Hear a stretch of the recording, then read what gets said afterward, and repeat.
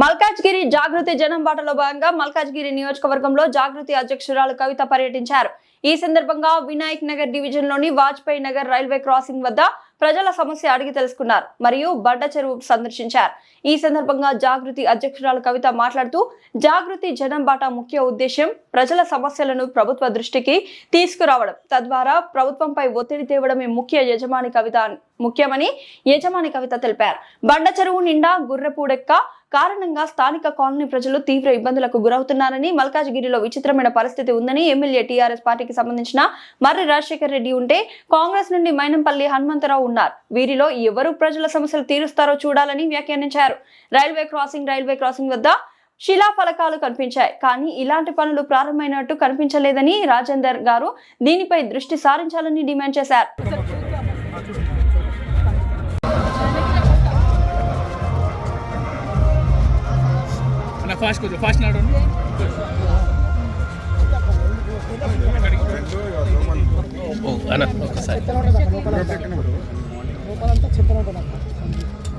ఇంకా డే టైంలో చూస్తే ఇంకా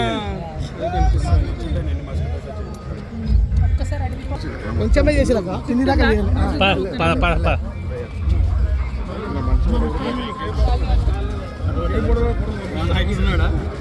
సంగమన తేజ ఉండు ఇక ఈ దాంట్లో పడే ఇది అవసరం లేదు.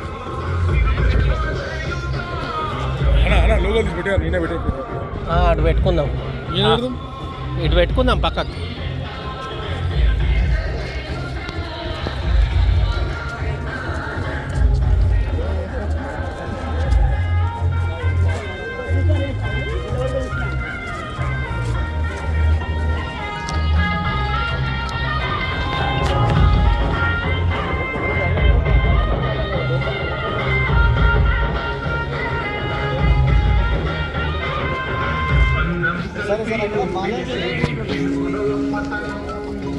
ఏమైంది జరగమాను అన్నా, జర మీరు అంతా పక్కకు వచ్చేయండి ఒక 2 నిమిషాలు.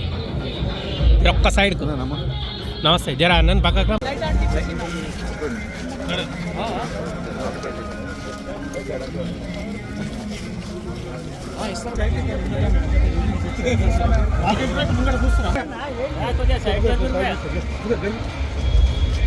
లాంగ్ షాట్ తీసుకొని ఒకటి మాకు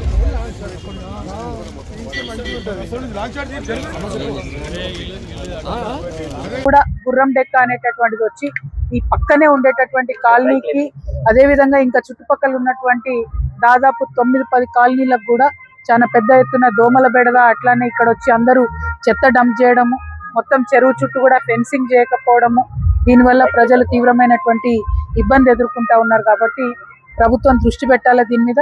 మరి ఇక్కడ విచిత్రమైన పరిస్థితి, ఎమ్మెల్యే బీఆర్ఎస్ ఉన్నాడు, కానీ నడిచేదేమో కాంగ్రెస్ హనుమంతన్న నడుస్తుంది. ఇక్కడ హనుమంతన్న పని చేస్తాడా, మరి మల్కాజ్గిరి రాజశేఖర్ రెడ్డి గారు చేస్తారా, ఏం చేస్తారో చేయండి, ఎవరైనా చేయండి, కానీ ఇక్కడ సమస్య పరిష్కారం చేయవలసిందిగా మేము మిమ్మల్ని కోరుతా ఉన్నాము. మరి ఎంపీ గారు ఈటెల రాజేంద్ర అన్న గారు ఉన్నారు. అన్న ఇప్పటి వరకు రైల్వే అండర్ పాస్లు అన్ని చూస్తూ వచ్చినాము. దయచేసి 2014 కనకారెడ్డి గారు ఉన్నప్పటి నుంచి ఉన్న శిలాఫలకాలు ఉన్నాయి తప్పితే కార్యక్రమాలు కానీ ఒక్క ఇంచు కూడా పని ముందుకు సాగలేదన్న.